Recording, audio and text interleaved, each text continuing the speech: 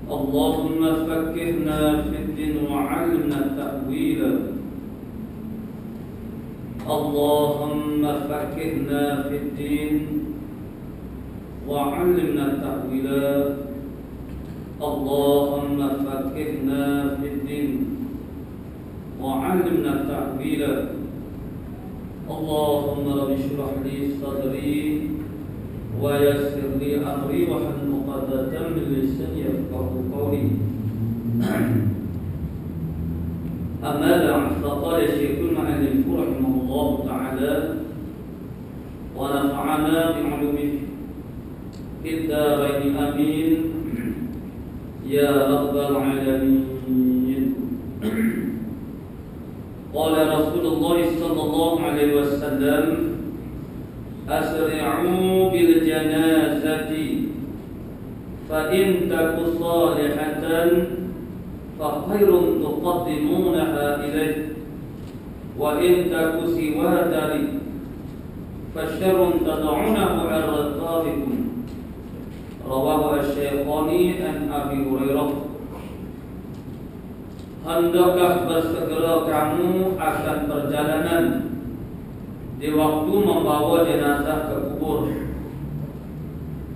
Maka jika ada mayat yang dibawa itu mempunyai amal yang soleh, maka itulah kebajikan yang kamu datangkan.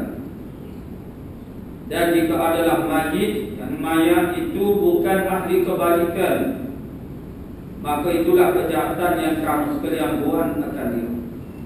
Qala musannifu rahimahullahu ta'ala. Sekali lagi kita baca hadis yang diriwayatkan oleh Syaikhani. Itulah hadis yang diriwayatkan oleh Imam Bukhari dan juga Imam Muslim, yang dibuat istilah juga dengan kata muttafaqun alaih. Sama lah. Kalau di belakang hadis itu dia sebut muttafaqun alaih, ittifaq di atasnya ialah sepakat antara Bukhari dan Muslim.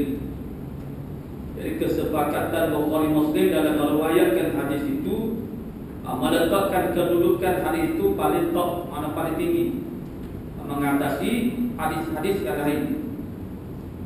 Sama ada dia kata muttafaqun alaih ataupun rawahu asy-Syaikhani, atau samalah, ataupun akhrajahu asy-Syaikhani. Jadi daripada apa yang kita baca saat ini dapatlah kita tangkap satu tentang makna hadis ini. Itulah sabda Nabi sallallahu alaihi wasallam, asri'u bil janazati. Asri'u mana bersegeralah kamu. Maksud bersegera itu ialah segera membawa mayit, jenazah itu. Mana sepakat mengatakan makna dia ialah bersegera ketika membawa mayat. Hanya ada pendapat yang sedikit ataupun yang dhaif yang mengatakan asri'u al-isra' di sini dengan makna isra' tajhizil mayyit. Menyegerakan tajhiz maknanya pengurusan mayat, yang merangkumi makna semua sekali. Hari itu adalah makna yang umum. Hari ini adalah khusus. Makna khusus kepada makna kita bawa mayat tu itu dengan secara isra' makna bersegera. Kemudian istilah janazah, apa yang dimaksudkan dengan janazah? Ini dalam kitab-kitab fiqh ni ada. Dia bahas perkataan janazah. Mayyit lain, janazah lain. Ada sedikit perbezaan. Mayyit kita panggil mayat, asal panggil mayyitun ataupun maitun. Mayat lain, janazah lain bagaimana? Lain yakni janazah ini diitlaq makna dikatakan dia kepada dua makna di atas khilaf ulama. Pandangan yang pertama memaksudkan bahawasanya perkataan janazah itu berarti mayat yang di atas pengusung, atas keranda, aku dia panggil janazah. Jadi kalau mayat hidup di atas pengusung tak nama janazah, cuma panggil mayat saja. Mayat yang duduk atas pengusung tu nama dia janazah. Pandangan yang kedua ialah janazah ini kena kepada pengusung tu keranda. Pengusung yang ada di atas itu mayat, nama dia janazah. Maknanya kalau dah pengusung tu kosong daripada mayat, tak ada mayat, tak nama janazah. Kesimpulan makna dia ialah bila kita kata jenazah adalah gabungan di antara mayat dengan pengusung. Jadi kalau mayat ni mayat tubuh body mayat semata-mata. Tapi bila dia bergabung dengan pengusung tak barulah dinamakan dia sebagai jenazah. Jadi asri'u ini perintah daripada Rasulullah sallallahu alaihi wasallam yang mana ijma' ulama, sepakat ulama, mana bila khilaf tidak ada khilaf. Bahasanya maksud dengan isra' makna bersegera itu ialah ala sabilin nadbi, di atas jalan sunat. Hanya ada satu orang ulama saja yang ditanya kepadanya tentang makna hadis ini, itulah Ibn Hazmi yang mengatakan hukum al-isra' itu adalah wujub, makna wajib. Maka khilaf seorang ulama itu tidak diambil kira. Maka dikatakan dia juga sebagai tiada khilaf. Mana khilaf orang mana seorang mana khilaf yang kecil mana dianggapnya sebagai tidak khilaf, bahkan ijma' ulama. Jadi ijma' ulama bahasanya al-isra' di sini perintah Rasulullah bersegera di sini ialah atas makna sunat, bukan wajib hidup. Jadi bersegeralah kamu akan perjalanan di waktu membawa jenazah ke kubur. Bawa jenazah ke kubur tu makna bersegera. Bersegera tu sekarang mana? Murad dia, maksud dia ialah syiddatul masyi, bersangatan pada berjalan. Jalan itu dengan segera. Tapi Imam Syafi'i dan juga jumhur mengatakan maksudnya berjalan itu maknanya syiddatul masyi, makna jalan itu dengan bersungguh sikit, tapi bukanlah sampai kepada ghayatul syiddatul masyi. Tidaklah sampai kepada peringkat habis bersungguh jalan. Maksudnya dia ada pertengahan. Bukanlah sampai jalan itu bersungguh serupa orang berlomba berjalan kaki. Bukan sampai setara tu. Kerana takut jadi mudarat. Mudarat apa? Ialah maklum saja boleh jadi kemalangan ke apa-apa. Jadi maknanya Imam Syafi'i menangkap makna berjalan bersungguh tu lebih daripada qadar yang biasa-biasa. Itu makna segera membawa jenazah ke kubur. Ini adalah perintah sunat daripada Nabi sallallahu alaihi wasallam. Lalu Nabi menyatakan illah. Menyatakan illah ni makna alasan. Apa perlu isra', apa perlu bersegera menghantarkan jenazah. Mana kita bawa jenazah tu kena segera. Sebab apa?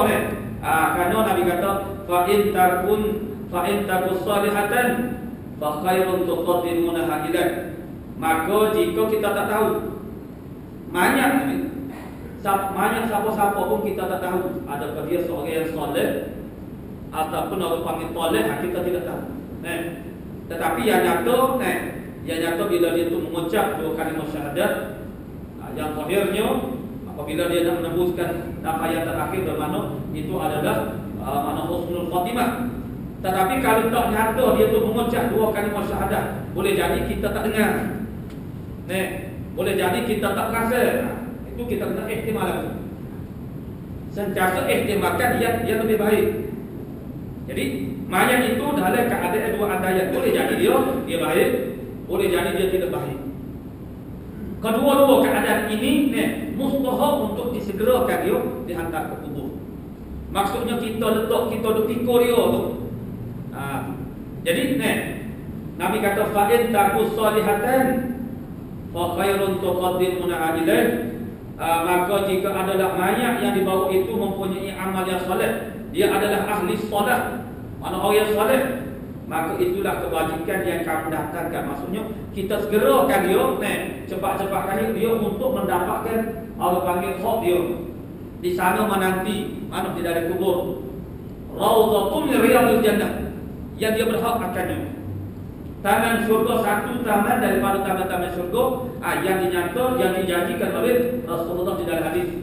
Jadi kalau dia ahlus solat, orang soleh, maka mustahil sangat kita segerakan dia untuk dia mendapat panggil balasan dia. Dan wa in takusi wa zalika, kalulah dan jika adalah mayat itu bukan ahli kebajikan, maksudnya kejahatan, maka itulah kejahatan yang kamu sekalian buat dan akan dia mana fasyarun tad'unahu ar-riqabikum. Orang yang menanggung untuk bawa mayat saat ni, dia duk tanggung kalulah mayat tu mayat yang tak boleh, mana orang jahat, maka itulah kita segera membuat kejahatan di atas bahu kita. Apa yang kita nak bawa benda orang panggil benda yang tak boleh. Itu maksud dia itu satu beban di dalam hadis yang lain. Ayat ini hadis ini maksudnya ada hadis pelengkap kepada makna ilah ni. Itu hadis yang diriwayatkan oleh Abi Daud yang marfu' mana sampai kepada Nabi. Nabi kata la yang bagi li jifatil muslimin an tabqa bainal sahrani ahli. Tidak patut mana tak sedia bagi banyak orang Islam bahawa dia kekal di atas belakang-belakang ahlinya, maksudnya menanggungnya. Kerana ada dua keadaan kat ni. Apabila dua keadaan, boleh jadi mayat tu mayat orang soleh, maka tak patut kita ni Allah panggil menanggung-nanggungkan. Allah panggil janji Allah Ta'ala dan janji Rasulullah kepada dia dengan sebab amal soleh dia, mana dia dari kubur sana. Dan kalau dia ahli soleh, mana orang yang bukan baik, maka tak patut kita biarkan, kita menanggung. Allah panggil beban daripada kejahatannya. Itu yang dikatakan fasyarrun tad'unahu ar-riqabikum. Maka kejahatan yang kamu buangkan daripada riqab, mana badan dan kamu. Maksudnya cepat-cepat kita ni nak kita menanggung orang jahat, maknanya cepat-cepat kita buang daripada bebanan kita. Itu ilah yang dinyatakan oleh Nabi sallallahu alaihi wasallam kepada perintah dia supaya al-isra, mana menyegerakan menghantar mayat kepada kubur. Qala musannif rahimahullah taala, hadis yang seterusnya ruya an Nabi sallallahu alaihi wasallam ismullahil azam alladhi idza du'iya bihi ajaba wa idza su'ila bihi a'ta, da'watu Yunus ibn Matta, rawahu Ibnu Jarir dan Sa'din. Ada pun nama Allah yang Maha Besar itu, ialah yang mana dibuat berdoa dengan dia diperkenankan, dan apabila dibuat memohon dengan dia diberi, iaitu doa Nabi Allah Yunus alaihissalam ibn Matta. Dalam kurungan tu dia buat, itu dia tambah tak bukan la ilaha illa anta subhanaka inni kuntu minadh dhalimin. Hadis yang diriwayatkan oleh Ibnu Jarir berkaitan dengan satu perkara yang disebut oleh Nabi, bukan ada satu hadis, ada beberapa hadis yang berkaitan dengannya. Itulah mengenai Ismullah Il-A'zam. Kita panggil Ismul A'zam, nama yang teragung bagi Allah Subhanahu wa taala. Tapi dalam hadis ini disebut secara takyid. Pandangan yang sahihnya, bermaksudnya di sana ada nas yang lebih kuat daripada ini. Bahwasanya Ismullah Il-Azam ini adalah salah satu daripada sir rahsia, perkara yang misteri. Sebagaimana Lailatul Qadar, sebagaimana Sa'atul Ijabah pada hari Jumaat, suatu ketika yang sangat mustajab doa pada hari Jumaat. Dan ada beberapa perkara yang lain dengan maksud supaya kita mencari-carinya, bersungguh-sungguh mencari Lailatul Qadar, bersungguh-sungguh orang panggil mencari saat pada hari Jumaat yang mana Sa'atul Ijabah. Dan termasuklah Al-Ismul A'zam, supaya kita tercari-cari mana satukah nama Allah Ta'ala yang merupakan Al-Ismul A'zam daripada sekian banyak nama-nama Allah Subhanahu wa taala. Maksudnya ialah kalau Lailatul Qadar, supaya seorang hamba itu istighraq, menghabisi setiap malam Ramadan itu dengan melakukan ibadah, dengan maksud tujuan dia ialah untuk mencari Lailatul Qadar. Kalau Allah Ta'ala dah nyatakan secara ta'yin, bermakna kita tidak sudi lagi untuk melakukan ibadah pada malam-malam yang lain. Kita hanya akan tumpukan kepada malam itu saja. Begitu juga mana Sa'atul Ijabah, saat yang sangat diperkenankan doa pada hari Jumaat. Kalau ditakyin, ditentukan masa bila, kita hanya akan berdoa hanya pada masa itu saja. Begitu juga Al-Ismul A'zam, Allah Ta'ala menghendaki supaya kita menggunakan semua nama-nama yang Allah Ta'ala perkenalkan kepada kita, sebanyak 99 nama itu. Jadi kalau sudah ditakyin, kita tentukan mana satu Al-Ismul A'zam, maknanya kita tak sudi lagi menyebut nama-nama yang lain. Tapi ini hari ini dia sebutlah, ditakyin. Itu boleh jadi adalah apa pun tak ada dalam chat. Dari mana dari segi status kedudukan hari ini sekarang mana. Tapi tak apalah, dari segi orang panggil fadailul amal, dari segi kelebihan beramal, dan di antara orang panggil husnuzan, baik semoga kita yakin kita apa saja kita beramal itu kita akan mendapat kelebihan daripada Allah Subhanahu wa taala.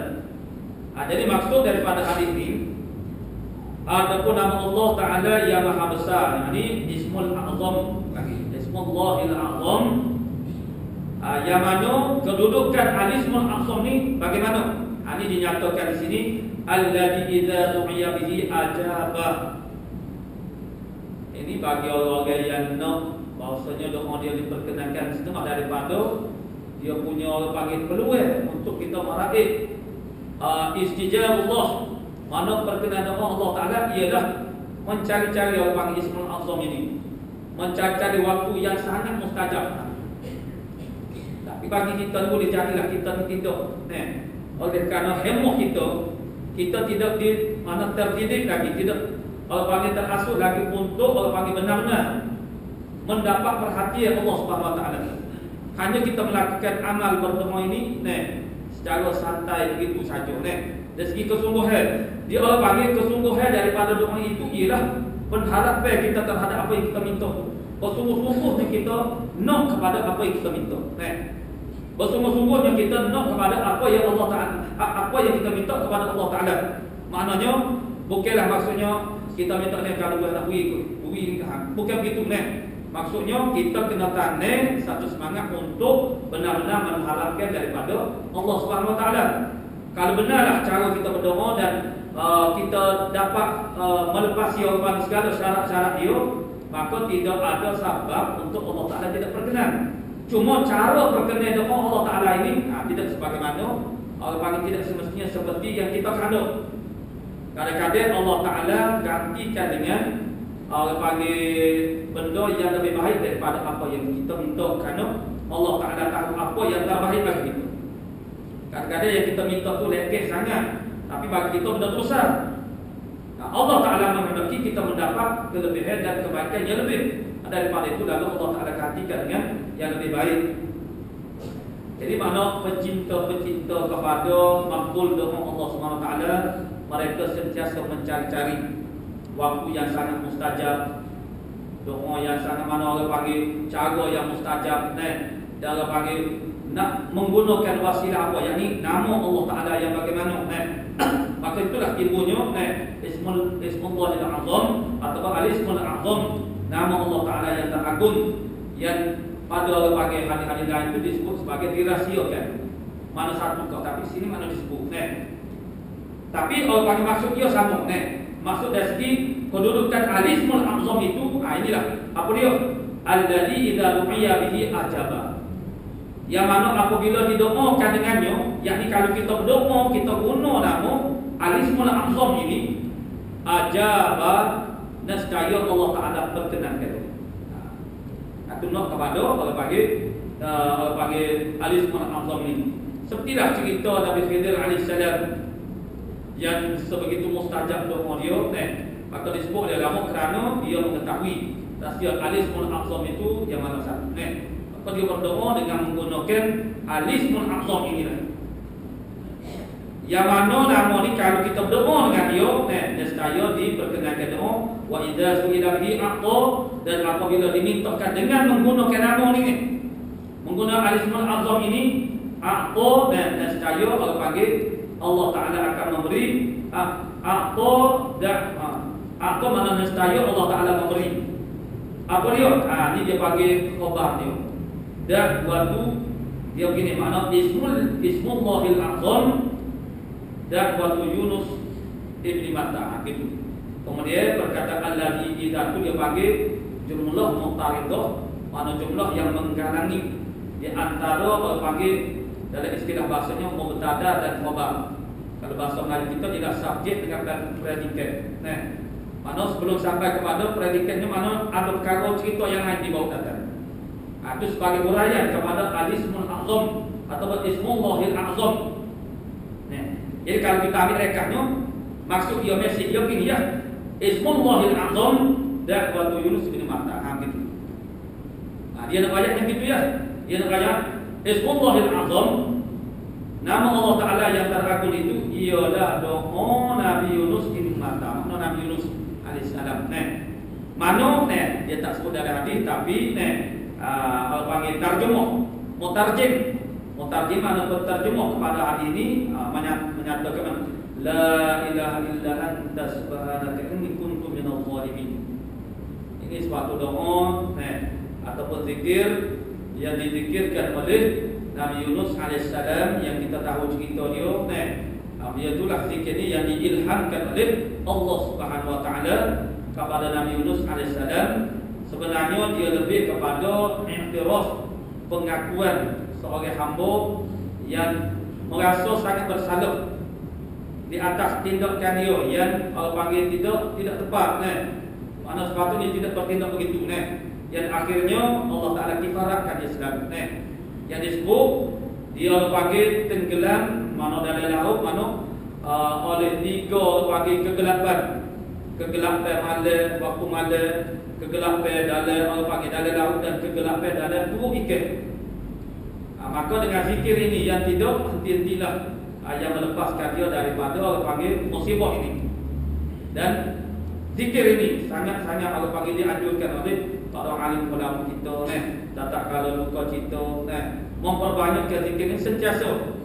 Makna kerana zikir ini dari segi makna dia ialah pengakuan seorang hamba tentang kesilapan diri dia dengan Allah Subhanahu wa taala. La ilaha illa anta, itu kita tahu kalimah tauhid, dan pengakuan inni kuntu minadh dhalimin. Sesungguhnya aku ini daripada orang-orang yang zalim. Kita iktiraf, mengaku kesalahan diri kita, mengaku silap kita dengan Allah Subhanahu wa taala, itu yang dipanggil sebagai sebahagian daripada makna at-tadarruh. Sebagaimana doa juga mengambil makna at-tadarruh, makna merendahkan diri. Mana kita mengendah dan menghinakan diri kita di atas kesilapan yang kita telah lakukan. Banyak orang panggil mengaku kesilapan kita ni, itu menunjukkan sifat kehambaan. Inilah yang dipanggil sebagai, dia panggil surah atau abdiyah, mana rupa kehambaan yang Allah Ta'ala nak daripada seorang hamba. Sebab itulah mana dalam kalam bicara ulama-ulama al-sufi, hikmah daripada Allah Ta'ala memusibahkan hamba-hambanya dengan melakukan dosa dan juga kesilapan-kesilapan. Supaya berlakunya orang panggil hamba-hamba itu orang panggil mengaku kesilapan dia, dan inilah makna dia tu mengenal diri sebagai dia tu hamba mengaku kesilapan dia dengan Allah Subhanahu Wa Taala. Ini adalah wasilah, makna cara. Jadi sengaja tu sehingga para kekasih Allah Taala sendiri pun, makna para kekasih Allah Taala min auliyaillah, kadang-kadang mereka juga berlaku dia panggil su'ul adabi. Walaupun tak sampai peringkat dosa, tapi disebut kepada mereka benda tu salah besar. Su'ul adabi maknanya jahat adab dengan Allah Subhanahu Wa Taala, ataupun kadang-kadang terjebak juga dengan dosa-dosa kecil. Hikmah daripada itu ialah supaya mereka juga memperolehi fadilah, mana kelebihan bertaubat kepada Allah Subhanahu Wa Taala. Mana mereka juga mempunyai kelebihan atau teruk mana mengaku kesemuaan kelemahan dan juga kesilapan diri. Maknanya kalaulah mereka ini tidak kena dosa atau tidak melakukan kesalahan, maka mereka tak perlu bertaubat, maka mereka tak dapatlah kelebihan bertaubat. Jadi ini berlaku kepada seorang Nabi. Allah Ta'ala tunjukkan perkara seperti ini kepada seorang Nabi, yakni dari segi berbagai ibrah yang kita boleh ambilnya ialah tindakan panggil menghadapi, mana menghadapi mad'u, mana sasaran dakwah itu tidak boleh sekali-kali panggil dihadapi dengan jalan putus asa. Seorang dai pendakwah tidak boleh sekali-kali memilih jalan putus asa daripada sikap mad'u. Mad'u maknanya orang yang didakwah. Ini yang berlaku kepada Nabi Yunus alaihissalam. Mana dia rasa sangat kecewa dengan sambutan ataupun sikap respon daripada kaum dia yang tak mau dengar kata dia, nasihat dia.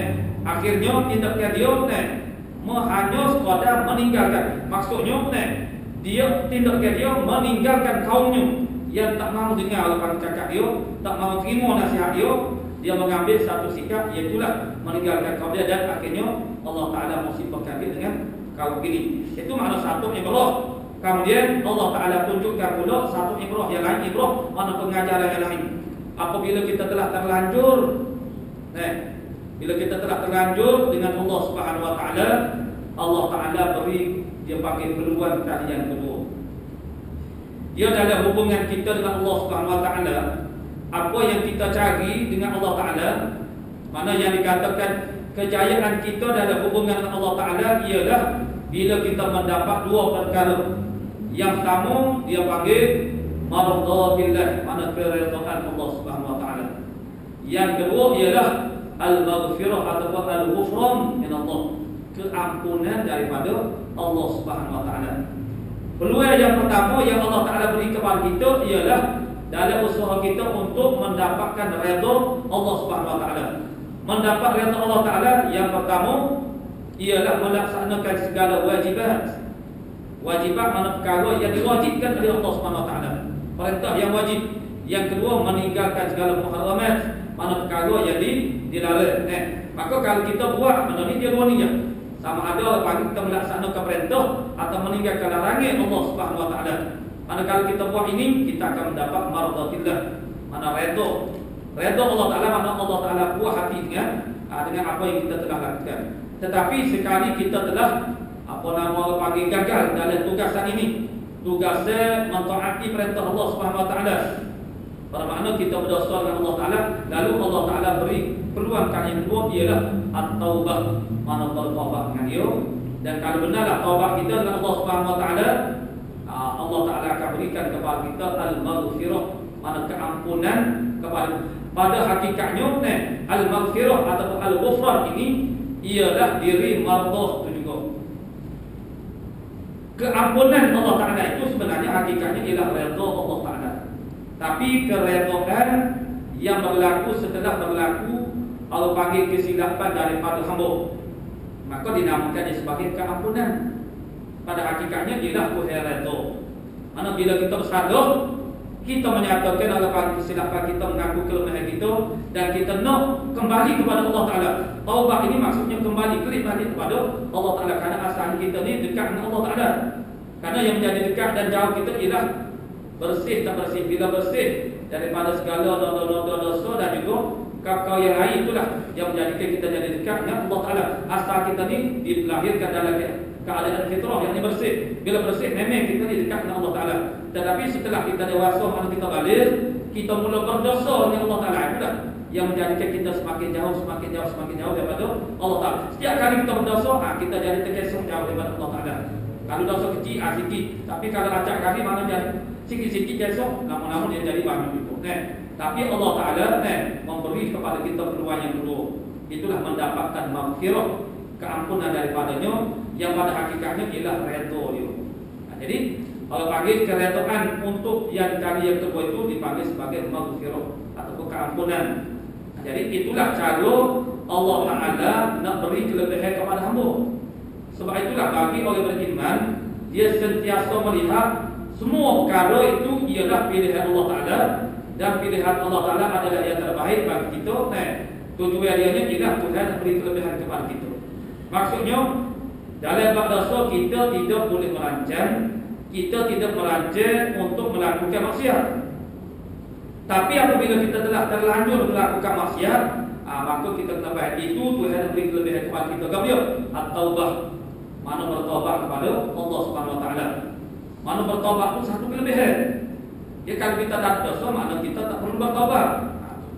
Jadi maknanya itulah cara Allah Ta'ala nak beri peluang kepada kita mendapat fadilah taubat, kerana orang yang bertaubat ini sangat dikasihi oleh Allah Subhanahu Wa Taala. Jadi doa apa yang kita boleh ambil ibrah daripada doa ataupun da'watu Yunus bin Matta ini ialah satu doa yang mempunyai makna yang tersirat daripada doa ini ataupun zikir ini. Ialah makna orang panggil mengaku kesalahan dan tadarruk intihal, menghinakan diri kepada Allah Subhanahu Wa Taala. Jadi maknanya doa ni adalah wasilah. Doa ni wasilah ni makna jalan ataupun kaedah ataupun cara untuk kita menunjukkan diri kita ni merendahkan diri kepada Allah Subhanahu Wa Taala. Jadi roh kepada doa itu sendiri ialah ar-raja' mana harap dengan perasaan merendah diri. Bandingnya dia macamlah kita meminta dengan orang. Kita meminta dengan orang ni kita tak boleh berlagak, tak boleh bergagak dengan orang. Bila kita ni pihak orang yang meminta, kita tak boleh minta dengan cara agak, cara action berlagak tak boleh. Orang tidak akan duit. Bila kita minta bermakna kita ni orang gendut, orang lekeh, makna dia jadi otomatik dia akan jadi lagu. Sebab tu maknanya semua orang dia tak mahu meminta kerana itu akan menzahirkan panggil kekurangan diri dia. Sebab tu dia tak sudi untuk meminta. Jadi kita dengan Allah Ta'ala, kita ni hamba Allah Ta'ala Tuhan, kita kena tunjuk orang panggil kita ni merendah diri kepada dia. Salah satu daripada wasilah mana jalan? Manakah jalan untuk kita ni menzahirkan tadarruk ialah melalui doa. Sedekah hajat kita dalam hati kita, keinginan kita, apa yang kita perlu, kesusahan yang kita hadapi, itu Tuhan tahu. Tahulah betul. Kalau itu tak payah doa kita. Jadi kalau kita iktibar aku, makna tak payahlah kita doa kerana Tuhan tahu apa yang kita perlu, kita nak gaul Tuhan tahu. Tapi apa Tuhan suruh minta untuk menzahirkan tadarruk dan juga intihal itu. Maka dengan sebab itulah kerana di antara setengah-setengah daripada zikir itu mempunyai kelebihan kerana panggil makna zikir itu itu sangat panggil munasabah, dan apatah lagi dia diilhamkan oleh Allah Ta'ala kepada Nabi. Doa ini atau zikir ini diilhamkan oleh Allah Ta'ala kepada Nabi, dan Nabi yang telah menunjukkan suatu panggil contoh bagaimana berlaku di kesilapan seorang pendakwah. Itu maknanya itu menjadikan kedudukan orang panggil zikir ini makna di tempat yang makanan orang panggil kedudukan yang mulia berbanding dengan zikir-zikir yang lain. Tapi walau macam mana pun dalam bab al-ismul azam ini kita kena kembali kepada mana nas-nas ataupun petunjuk yang lebih sahih, yang mana ismul azam ini termasuk dalam misteri ataupun sirullah, mana rahsia yang dirahsiakan oleh Allah Subhanahu Wa Taala. Ismul azam ini maknanya secara ta'yinnya tidak dicatatkan, sehingga berlaku kes yang sama seperti Lailatul Qadar, seperti Sa'atul Hijabah, yakni andaian-andaian oleh para alim ulama. dalam kes Lailatul Qadar begitu berlaku khilaf sehingga ada semua ulama menghimpunkan siapa ada 27 pandangan tentang bilakah berlaku Lailatul Qadar. 27 qaul. Jadi kerana Nabi sendiri pun mana tidak takyin, tidak menyatakan secara terus terang Allah Taala sebut itu begitu juga tentang ini di antara riwayat mana sa'atul ijabah, mana masa yang sangat mustajab doa pun tidak disebut secara takyin. Dengan sebab itu berlakulah andaian oleh ulama-ulama seperti Lailatul Qadar dikatakan semua kata malam 27, kata malam ganjil itu macam siapa ada 27 pandangan. Begitu juga Al-Ismul A'zam ini Imam Nawawi memilih Huwal Hayyul Qayyum dan ulama lain memilih nama-nama yang lain. Itu adalah adanya mereka karena benda ini tidak disorot disebut secara terang-terang. Melainkan apa yang kita baca dalam hadis ini mana tentang kedudukan hari ini pula perlu kita bicarakan bagaimana kerana dia ada orang panggil lain berbeza sikit dengan mana hadis-hadis yang lebih sahih daripada ini. Kerana ia merupakan orang panggil rahsia yang dirahsiakan oleh Allah Subhanahu Wa Taala dengan hikmah yang sama. Maksud ianya ialah Allah Taala nak kita menggunakan semua nama-nama yang dia perkenalkan kepada kita dengan cara kita tukar bergiring ganti. Mana ya Razzaq.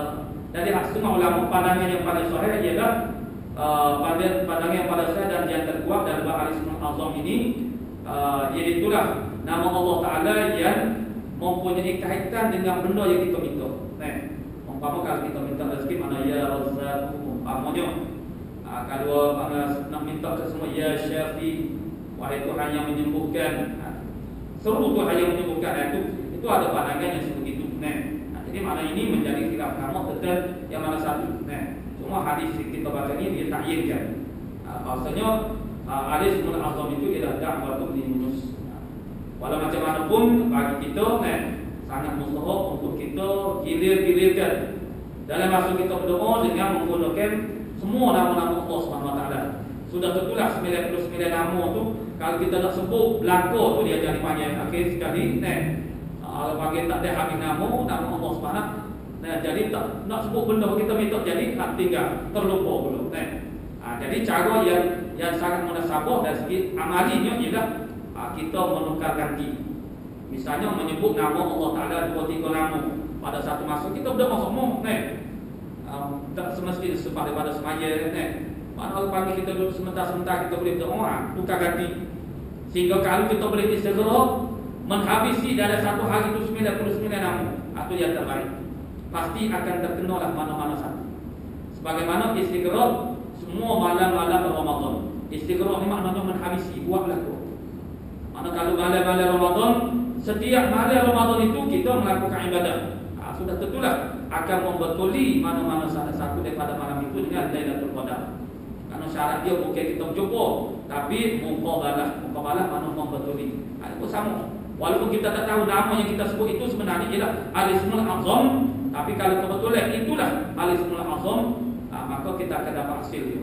Maksud hasil dia ialah mustajab doa dengan tidak ada hijab daripada Allah Subhanahu Wa Taala. Itulah maknanya makna hadis yang terusnya isma'u wa ati'u ila Allah Subhanahu Wa Taala a'lamu bis-shawab. A'udzu billahi minasyaitonir rajim. Bismillah. Alhamdulillah rabbil alamin wassalatu wassalamu ala asyrafil anbiya'i wal mursalin wa ala alihi washabbihi. Allahumma taqabbal minna innaka antas samiu wa tub 'alaina ya maulana innaka antat tawwabur rahim. Allahumma inna nas'aluka al-'ilma khalifin وإنابة المخبتين وشكر الصالح وطلة الصديقين صلى الله على سيدنا محمد وعلى آله وصحبه والحمد لله. Lepas daripada kita semua insya Allah ini pada belah mana tak ada insya Allah kita bersama-sama waktu